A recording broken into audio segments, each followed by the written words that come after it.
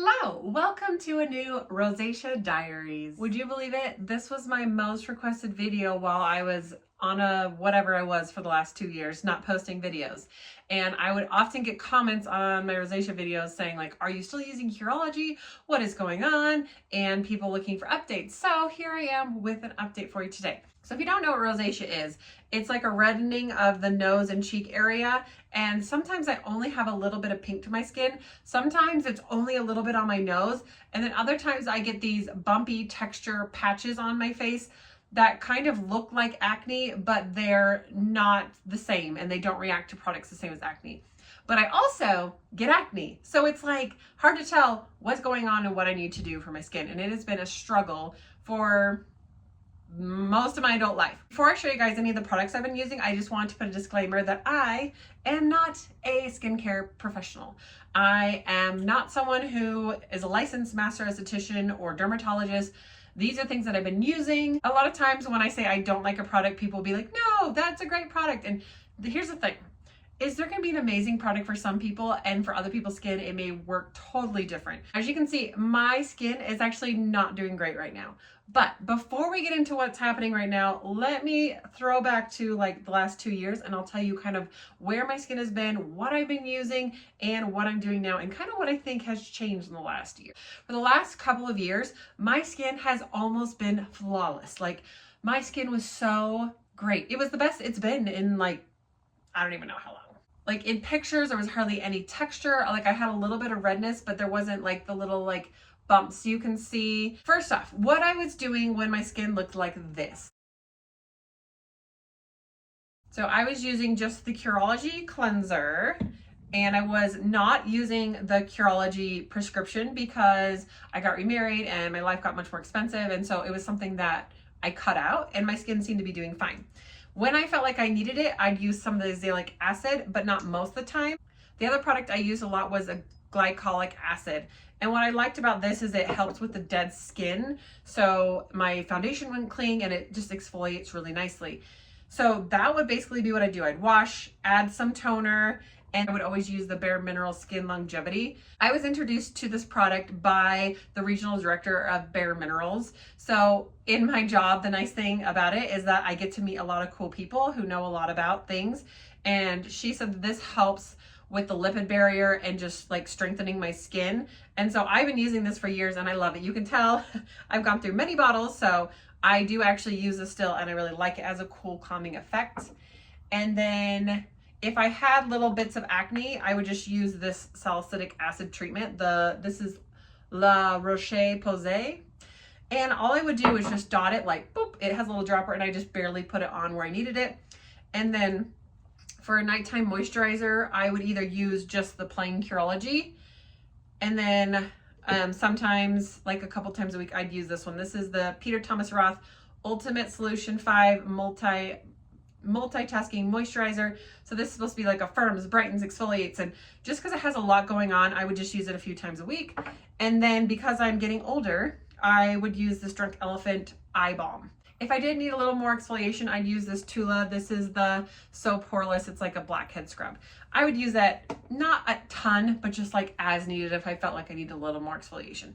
So I used that for a while, like the past year or so, and my skin looked really well. So what happened?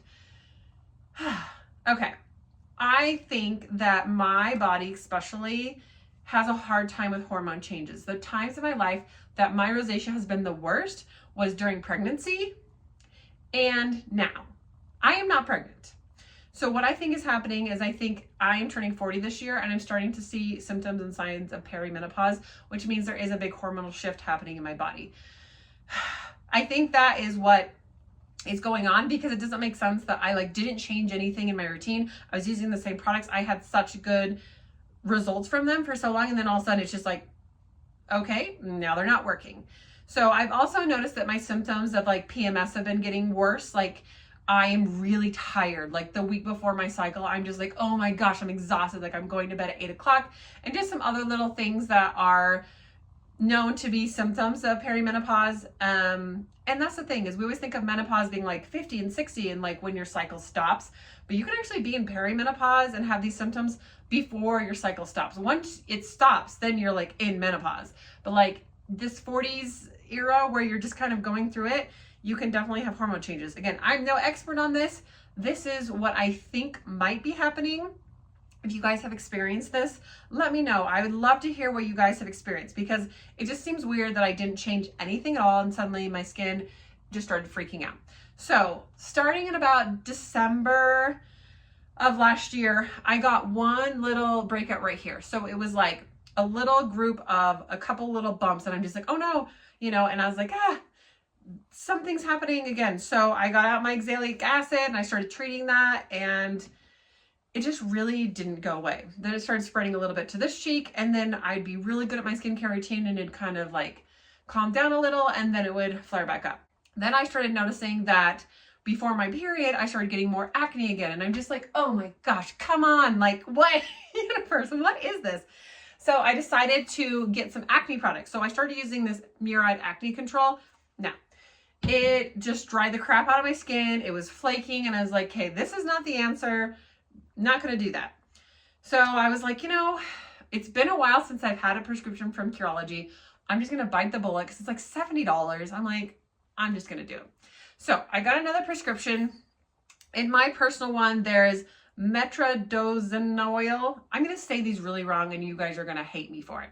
Azelaic acid, zinc pyrithione, and that's what's in my personal prescription. So with Curology, it usually takes a couple months before it really helps. I've been using it for a couple months, and I do have some good skin days, but I also have some not so good skin days. So I'm about 2 days off of my period starting. So this is kind of like the worst my skin looks. It is very frustrating. So what I did is I stopped using everything, and I started using just the cleanser, the Curology, and then the moisturizer. And so I was using that for a little bit, and then I've slowly started like incorporating some things back in. The first thing I noticed when I stopped using the glycolic acid is that I was getting a ton of dry skin, like especially around my nose. And when I was putting my foundation, I could really tell that my skin wasn't getting exfoliated enough and that it was starting to cling to my face. And I was like, well, that doesn't look good. I don't want this like crusty, patchy foundation. So I've been using this where I feel like I can tolerate it. So especially like on my nose and kind of through here, and just being careful of the areas that are more sensitive, that I've started to incorporate a little bit. I'm still using my Bare Mineral Serum. So I would typically wash my face in the shower.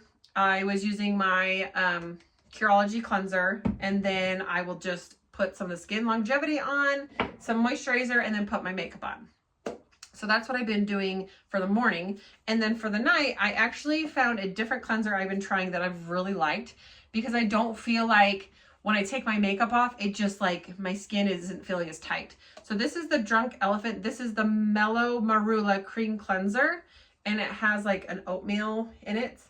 So I've been using this the past couple of weeks, and I definitely feel like it doesn't aggravate my skin. And then what I'll do is I'll use some of the glycolic acid. I'll use that, you know, as needed, like maybe a few times a week. I'll put the Curology on right where I need it. And then as far as moisturizer goes, I've been very basic. So just using like the Curology, like thicker. They have a heavier lotion that I use sometimes, or that one. And then I've just been using a little bit of this Drunk Elephant eye balm just right here under my eyes, because really there's no really issues with my eyes currently. It's more or less the cheek area. If I feel like I need a little bit of extra moisture, I've been using this Ordinary. It's just the 100% plant-derived squalane. And this is actually really nice and thick, and it's really calming. So I'll just like put a little bit like right here before I go to bed, and that seems to really help.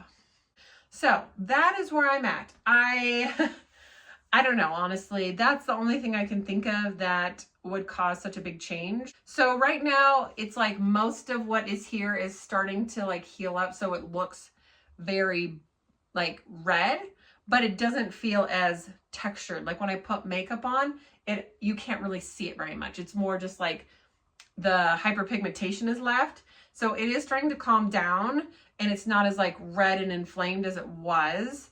But again, because it's like right before my period, it's like, oh, I have a little spot there, I have a little spot there. It's like, it's hard because it's like, I'll get acne and rosacea, and then it's like, I don't know what to do with this. So I make sure I wash my makeup off at night, and I also don't wear my makeup to the gym. I know a lot of people are fine wearing it to the gym. Once in a while, if I go to a class right after work, you know, I still have some makeup on, but typically like in the morning, I do not put makeup on before I go to the gym. So if you see me at the gym, you know that I am like this most of the time. So that is my update. I am going to continue to see how this like current regimen helps. You know, that's just the way it is. It's life. But I also want to come on here and show you guys what my face really looks like, because most of the people coming on camera without makeup, whether they're normal people or whether they're professional makeup artists or they're influencers of some sort, have flawless skin, they have filters on, and it's like, oh, great. Well, my skin's never going to look like that, you know? So if you are in this club, you know, you're not alone. A lot of us struggle with this. And like I said, I'm going to be 40 this year, and I feel like bodies are always changing, and it is just one of those things that I'm going to have to deal with. It's just how it is. So I have perfected my foundation routine for rosacea, because I'm pretty sure if you just come to see me at work, you would never know that I have skin issues, because I've got a really good routine. I've got a couple different ones depending like if my skin's doing really well, a lighter to medium, a medium, and a full coverage routine. So if you guys are interested in seeing what I do to make this look flawless at work and the products I'm using, I'd be happy to do that. But anyway, that's all for today. Hopefully in a couple weeks or a month, I'll have another update and I'll be like, my skin's looking amazing. And until then, I'll see you guys next time. Bye.